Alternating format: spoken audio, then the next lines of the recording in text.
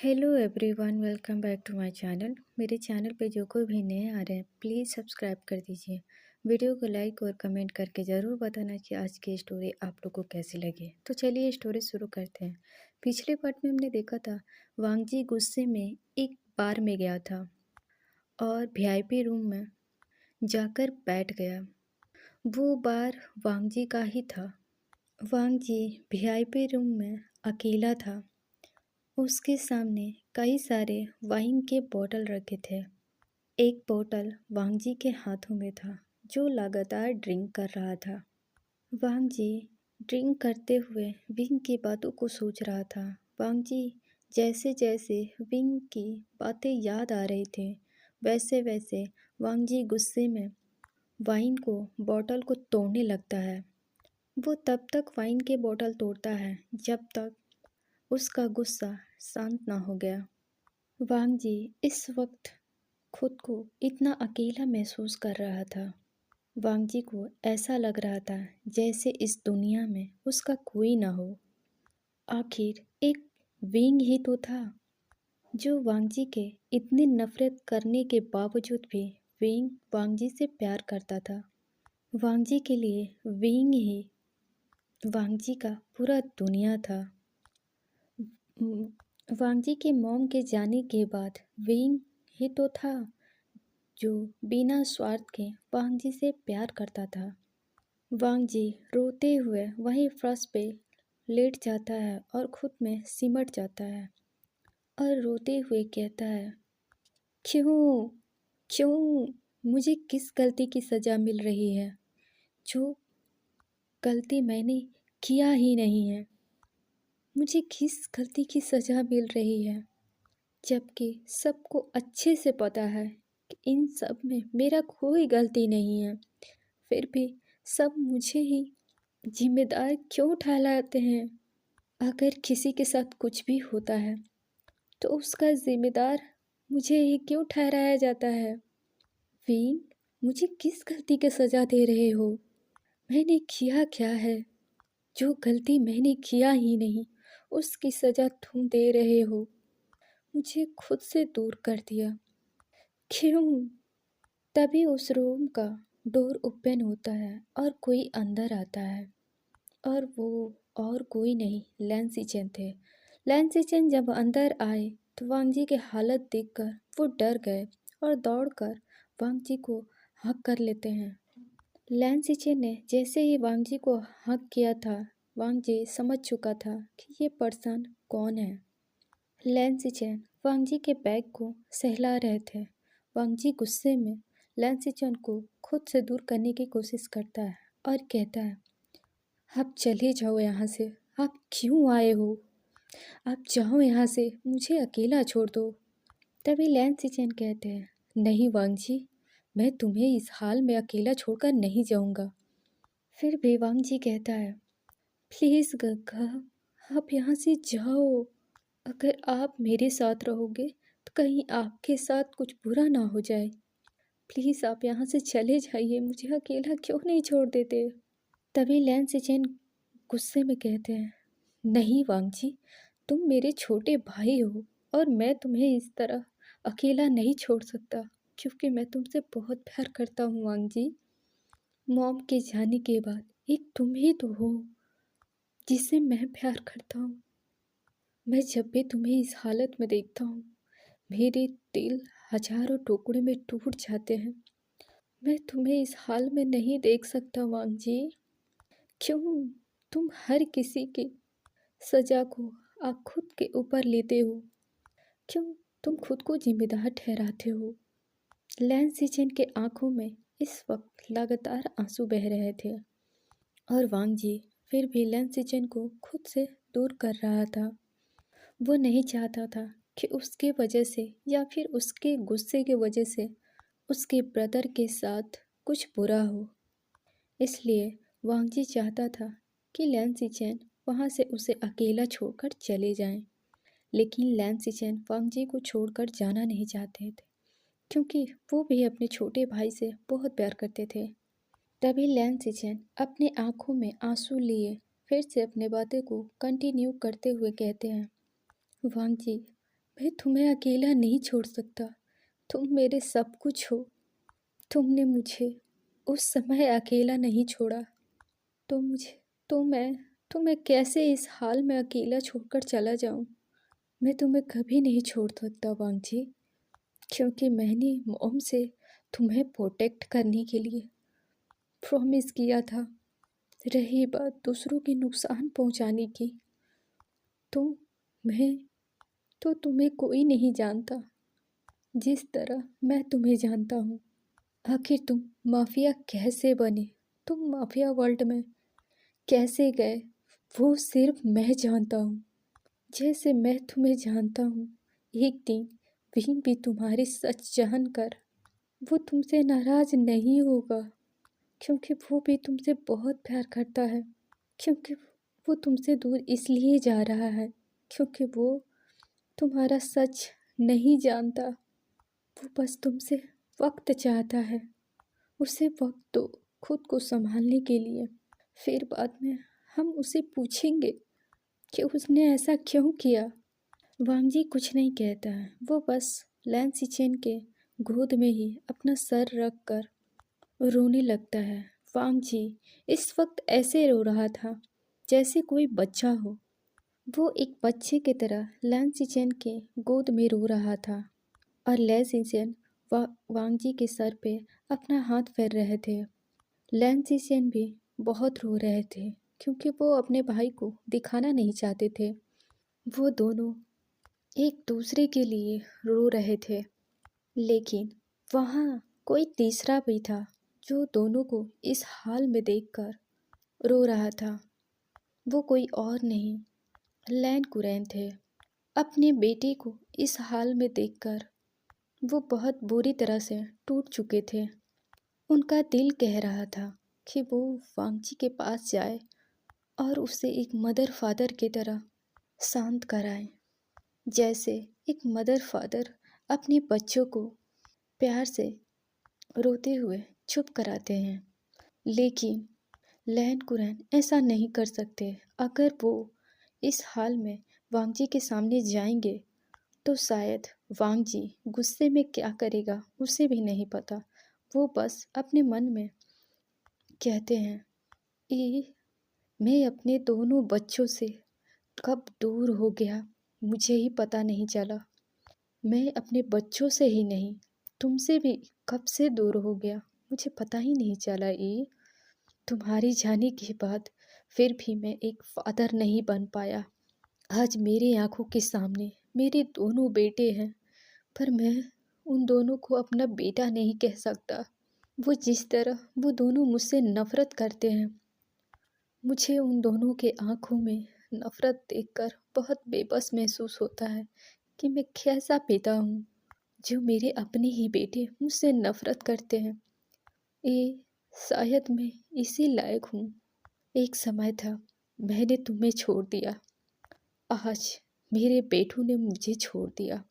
एक समय था मैंने तुम्हें अपना हस्बैंड कहने से इनकार कर दिया, लेकिन आज मेरे ही बेटों ने बाप कहने का हक मुझसे छीन लिया। आई एम सॉरी विंग, मैंने तुम्हारे साथ जो भी किया शायद गॉड मुझे इसी बात का सजा दे रहे हैं। अब हमें 1 घंटे बाद का सीन दिखाया जाता है। लैन सिचेन वांगजी को लेकर लैन मेंशन में आते हैं। वो अपने ब्रदर को बहुत प्यार से उठाकर उनके रूम में ले जा रहे थे। तभी वांगजी को और लैन सिचेन को जेंग चेंग देख लेता है, क्योंकि वो पानी के लिए नीचे आ रहा था और लैन सिचेन भी नहीं थे, तो इसलिए उसे नींद भी नहीं आ रहा था। तो इसलिए वो पानी लेने के लिए नीचे आया था। तभी वांगजी को उस हाल में देखता है तो जेंग चेंग दौड़ कर आता है और कहता है, वांगजी ये तुम्हें क्या हुआ है, ये अपनी इतनी बुरी हालत कैसे कर ली। तभी लैन जेंग चेंग को चुप रहने का इशारा करते हैं। लैन सिचेन की इशारा पाकर जेंग चेंग चुप हो गया। उसे समझ आ गया कि उसे चुप होना चाहिए। वांगजी नशे में चूर था। वो इस वक्त काफ़ी ड्रंक था। लैन सिचेन वांगजी को अपने कंधे के सहारे उसके रूम में ले जाकर लेटा देते हैं। लैंसिचेन बेड पर वांगजी को लेटाने के बाद वो जेंग जेंग की तरफ देखते हैं जो उनके ही पीछे आया था। वांगजी थोड़ा थोड़ा होश में था क्योंकि वो इतना भी ड्रंक नहीं था कि उसे कुछ समझ ना आए कि उसके साथ क्या हो रहा है। वो बस विंग को देख रहा था।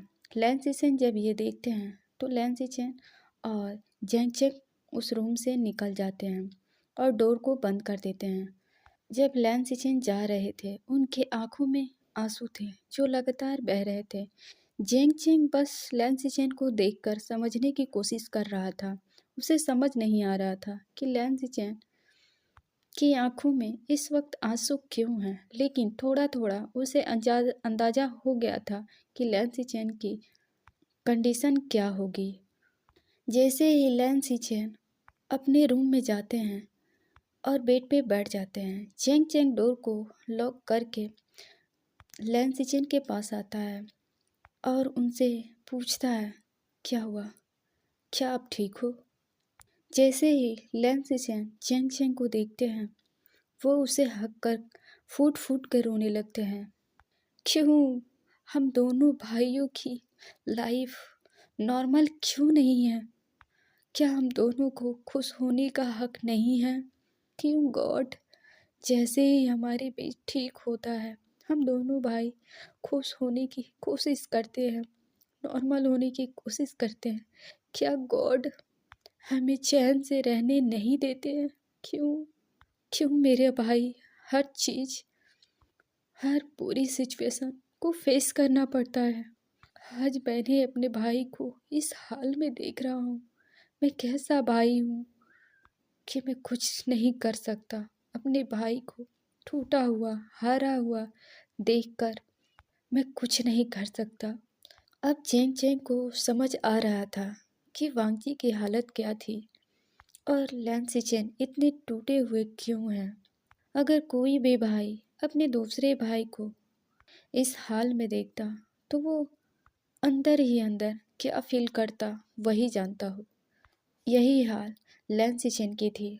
अब चेंग चेंग को गुस्सा आ रहा था विंग पे कि आखिर किस बात की सजा वो वांगजी को दे रहा है। आखिर वो वांगजी से गुस्सा है ही क्यों?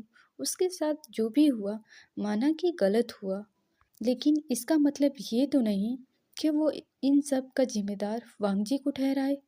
अब जेंग चेंग लैंसिचेन को चुप कराते हुए कहता है, प्लीज़ सिचेन आप चुप हो जाइए। अगर आप खुद को नहीं संभालेंगे तो आप वांगजी को कैसे संभालेंगे? अगर आप वांगजी को संभालना चाहते हैं तो आपको स्ट्रांग होना होगा क्योंकि आप बड़े हो और वांगजी से कहीं ज़्यादा समझदार भी। अगर सब कुछ ठीक करना है तो पहले खुद को शांत करना होगा सिचेन। मैं और आप दोनों मिलके सारी चीज़ें ठीक कर देंगे। पहले के जैसा विंग हमारे बीच पहले के जैसा रहेगा और वांगजी भी हैप्पी रहेगा। उन दोनों की लाइफ में बहुत जल्द सब कुछ ठीक हो जाएगा और ये सब हम दोनों करेंगे। उन दोनों को समझाएंगे, मैं विंग को समझाऊंगा। वो बस गुस्से में है इसलिए वो वांगजी के साथ ऐसा कर रहा है। लैंसिचेन बस चुप होकर जेंग चेंग को हग करके रो रहे थे। वहीं दूसरे तरफ वांगजी बस विंग को देख रहा था।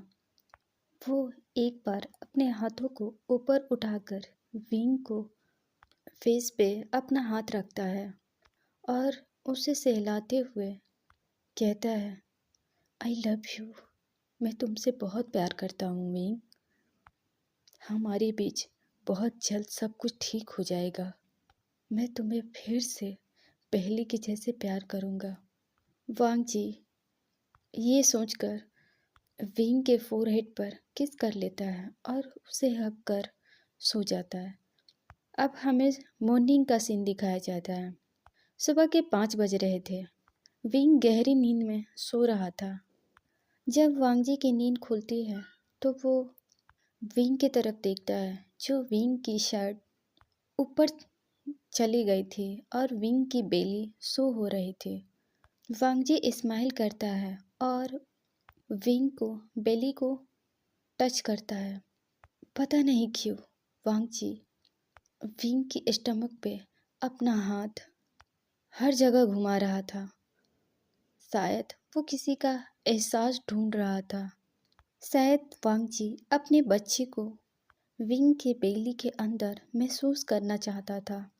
वांगजी को जैसे ही ये सीन याद आता है जब वेंगचिंग ने उसे बताया था कि विंग प्रेग्नेंट था। वांगजी ही जानता था कि वो कितना खुश था। वो अपने न्यू बॉर्न बेबी के लिए बहुत खुश था। जैसे जैसे वांगजी को वो सब याद आ रहा था वैसे वैसे वांगजी की पकड़ विंग की स्टमक पे कस रही थी, जैसे वो न्यू बॉर्न बेबी की एहसास ढूंढना चाहता हो। वांगजी के ऐसा करने से विंग नींद में थोड़ा सा यानी हल्का सा कराहता है, जिसे सुनकर वांगजी अपने होश में आता है। वो क्या कर रहा था? वांगजी जैसे ही अपने होश में आता है वो अपने हाथों को वापस अपनी तरफ खींच लेता है और वहाँ से उठकर शावर लेने चला जाता है। वांगजी शावर लेकर आता है और रेडी होता है ऑफिस जाने के लिए, और वांगजी नीचे ब्रेकफास्ट के लिए चला जाता है। वांगजी के जाने के बाद विंग थोड़ा सा मूव होता है और वो अपनी आइज़ ओपन करके देखता है तो सुबह हो चुकी थी, लेकिन फिर भी विंग अपनी आंखें बंद करके सो गया। कुछ देर के बाद विंग का रूम का डोर नॉक होता है और विंग अपनी नींद को तोड़ते हुए उठता है और उठकर बैठ जाता है और गुस्से में कहता है, इस वक्त कौन है मुझे उठाने के लिए आ गया। विंग चिढ़ते हुए अपने बेड से उठता है क्योंकि वो और सोना चाहता था। विंग जैसे ही अपने डोर को ओपन करता है तो वहाँ साउथ एशियन खड़ा था, जो विंग को ब्रेकफास्ट के लिए बुलाने के लिए आया था। वो विंग को आधी खुली नींद में देखकर कहता है, तुम्हें जरा सा भी तमीज नहीं है। देखो तो अभी तुम घोड़े बेचकर सो रहे हो, क्या तुम समय पे नहीं उठ सकते? तो विंग गुस्से में कहता है, मेरी मर्जी, मैं जब चाहूँ सोऊंगा, जब चाहूँ उठूंगा, तुम्हें क्या? तभी साओ सिचेन भी गुस्से में कहता है, पता नहीं कौन सी जून में मेरे भाई तुम्हें उठाकर यहाँ ले आए। तभी विंग गुस्से में आंखें दिखाते हुए कहता है, क्या तुम मुझे यहाँ देखकर खुश नहीं हो? तुम हमेशा मुझसे और मेरे वांगजी गा के बीच के रिश्तों से चलते हो। तभी साओ सिचेन कहता है, देखो विंग, मैं यहाँ बहस करने के लिए नहीं आया हूँ। मुझे सबने कहा कि मैं तुम्हें उठाकर लेकर ब्रेकफास्ट के लिए चलूँ, तो मैं यहाँ आया हूँ, तो तुम्हें तो अच्छे से पता है मैं तुम्हें लेकर ही जाऊँगा। विंग घूरते हुए कहता है, तुम चलो, मैं आ रहा हूँ। तभी साओ सिचेन अपने दोनों हाथों को एक दूसरे से बांध देता है और खड़ा हो जाता है और विंग को घूरते हुए कहता है, तुम्हें ऐसा क्यों लगता है कि तुम कहोगे और मैं चला जाऊंगा और तुम यहाँ से जाकर फिर से सो जाओगे? मैं जानता हूँ कि तुम कितना सोते हो और इस सोने के वजह से एक दिन देखना तुम्हारा ही नुकसान होगा। तभी विंग कहता है, तुम बस कम बोला करो, मेरे सामने अपना मुंह मत खोला करो, क्योंकि तुम जब भी खोलते हो आग ही उगलते हो। देखो साओ सिचेन, मुझे नहीं पता तुम्हारे और हमारे बीच चीज़ें कब ठीक होगी, लेकिन मैं ठीक करने की कोशिश कर रहा हूँ, क्योंकि मैंने वांगजी से प्रॉमिस किया है कि मैं तुमसे रूड होकर बातें नहीं करूँगा। तभी साओ सिचेन भी कहता है, मैंने भी ब्रदर को प्रॉमिस किया है कि मैं तुमसे बिहेव करूँगा, पर तुम्हें देखकर ऐसा लगता नहीं। पता नहीं तुम्हारा जब फेस देखता हूँ तो मुझे इतना गुस्सा क्यों आता है। तभी विंग कहता है, मुझे तो जैसे खुशी होती है तुम्हें देखकर। ये बोलकर विंग वहीं साउथ सीजन को छोड़कर फ्रेश होने के लिए चला जाता है। अब साउथ सीजन को बहुत गुस्सा आ रहा था कि विंग उसे इग्नोर कर रहा है। वो गुस्से में वहाँ से चला जाता है। विंग कुछ देर के बाद फ्रेश होकर नीचे आता है विंग जब नीचे आता है तो देखता है सभी लोग ब्रेकफास्ट टेबल पर बैठकर सभी लोग उसका इंतजार कर रहे थे। वांगजी तो गुस्से में घूरकर विंग को देख रहा था। विंग वांगजी को इग्नोर करता है और वो जाकर वांगजी के बगल में ही बैठ जाता है, क्योंकि वांगजी के बगल में ही चेयर खाली थी और वो हमेशा वहीं बैठता था, इसलिए वो जाकर वहीं बैठ गया। सभी लोग अपना ब्रेकफास्ट कर रहे थे। तभी वांगजी लैन सिचेन की तरफ देखकर कुछ इशारा करता है और लैन सिचेन अपने हाथों में रिमोट लेते हैं और टीवी ऑन कर देते हैं जहां एक न्यूज़ चल रही थी। सभी लोग का ध्यान उस न्यूज़ पे गई जिसमें बताया जा रहा था कि कुछ लोगों की बहुत ही बेरहमी से मर्डर किया गया है और जिसने भी उन्हें मारा है बहुत ही भयानक मारा गया है। वांगजी बस स्माइल कर रहा था और उस न्यूज़ को देख रहा था। विंग भी शौक होकर उस न्यूज़ के देख रहा था, क्योंकि उस न्यूज़ में तस्वीरें दिखाई जा रही थी। वो कोई और नहीं बल्कि सूसे की फ्रेंड थे। न्यूज़ में बताया जा रहा था कि किसी ने इनकी बड़ी ही बेरहमी से मर्डर किया है और उन्हें जिंदा ही जानवर के सामने यानी भेड़िया के सामने फेंक दिया गया है, जिससे वो भेड़िया बुरी तरह से मार दिया। उन सारे लड़कों को देखकर भी पहचान नहीं किया जा सकता था कि वो कौन थे, लेकिन उनके पास कुछ ऐसा चीज़ मिला है जिसके वजह से उनके फैमिली ने बताया कि ये उनके ही बच्चे हैं। जब वो न्यूज़ चल रही थी, विंग की पसीने बाहर आ रहे थे। वो डरा सहमा था, उसकी हाथें काँप रही थी। वो बस वहाँ से जाना चाहता था, पर वांगजी समझ चुका था कि विंग यहाँ से जाना चाहता है। वांगजी जैसे ही जेंग चेंग की तरफ कुछ इशारा करता है, जेंग चेंग वहाँ आकर विंग के पास खड़ा हो जाता है, जिससे विंग वहाँ से नहीं जाता है। पूरे न्यूज़ को बैठकर देखता है। उसे इन लोगों के लिए बुरा नहीं लग रहा था, पर इन लोगों से विंग को डर लग रहा था। विंग बस डरी हुई आंखों से देख रहा था। तभी विंग के माइंड में कुछ याद आता है। वांगजी ने सूसे को नहीं मारा। क्या सूसे जो बोल रहा था उसे वो झूठ नहीं था? क्या सच था? वांगजी सूसे को सजा नहीं देगा, क्योंकि वो उसका भाई है। उसने मेरे साथ इतना बुरा किया, उसके वजह से मैं 2 बार मरते मरते बचा, पर वांगजी ने उसे क्यों छोड़ दिया? विंग जैसे जैसे ये बातें सोच रहा था, बस उसके दिल में दर्द हो रहा था। उसे लग रहा था वांगजी सूसे को इसलिए पनिश नहीं किया क्योंकि वो उसका भाई है और वो लैन फैमिली का वारिस है। विंग अब वहाँ से साउथ सीजन जेंग चेंग को दूर करता है और अपने रूम की तरफ चला जाता है। विंग जैसे ही अपने रूम की तरफ जाता है, वांगजी विंग के पीछे आता है। सभी ने विंग को जाते हुए देखा, पर वो लोग अपना ब्रेकफास्ट कंटिन्यू करते हैं और न्यूज़ की तरफ देखते हैं। विंग वांगजी विंग के पीछे आता है तो देखता है कि विंग बेड पे लेटकर वो रो रहा था। वांगजी विंग के पास जाता है और बैठ जाता है।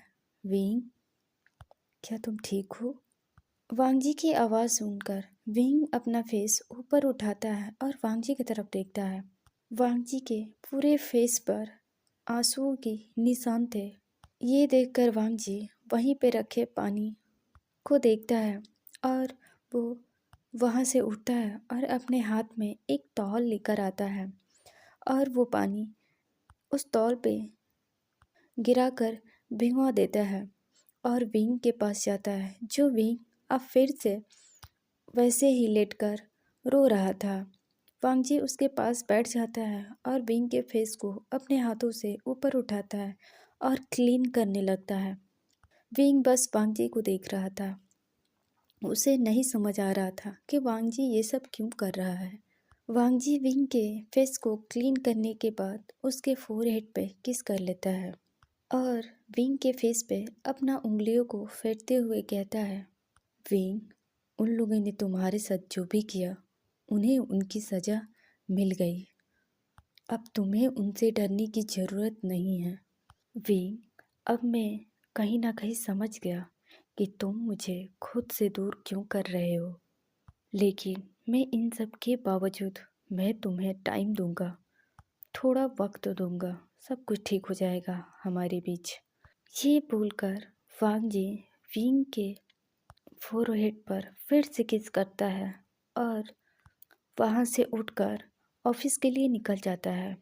वांग जी के जाने के बाद विंग घड़ी की तरफ देखता है और जल्दी से उठकर कॉलेज के लिए फ्रेश होता है, कॉलेज के लिए रेडी होता है। आज विंग को कॉलेज जाना था क्योंकि वहाँ इम्पोर्टेंट कुछ काम था और विंग लेट हो चुका था। विंग जल्दी से रेडी होकर नीचे आता है। विंग इस वक्त बहुत खूबसूरत लग रहा था। उसकी आंखें साइन कर रहे थे। विंग जैसे ही नीचे आता है तो वहाँ जियांग सैमियान को लिव इन एरिया में देखता है। विंग दौड़कर जियांग सैमियान को हक कर लेता है और कहता है, डैड आई मिस यू। तभी जियांग सैमियान विंग को हक करते हुए कहते हैं, I miss you baby. Dad ने तुम्हें बहुत याद किया। क्या तुमने डैड को याद किया? विंग रोते हुए कहता है, हाँ डैड, मैंने आपको बहुत मिस किया। जियांग सैमियान हंसते हुए विंग के आंसू पोंछते हैं और कहते हैं, मेरा बेबी ठीक है? विंग अपना हाँ में सर हिलाता है। तभी वहाँ जेंग चेंग आता है। जेंग चेंग अपने डैड को देखकर बस वहीं खड़ा था। जियांग सैमियान भी जेंग चेंग को देखकर इग्नोर कर देते हैं। जेंग चेंग ये देखकर जेंग चेंग के आंखों में आंसू थे। लैन सिचेन भी जेंग चेंग के पीछे आए थे। वो ऑफिस के लिए जा रहे थे। उन्होंने सोचा विंग और जेंग चेंग को कॉलेज छोड़ने के बाद वो ऑफिस जाएंगे, इसलिए वो रुक गए।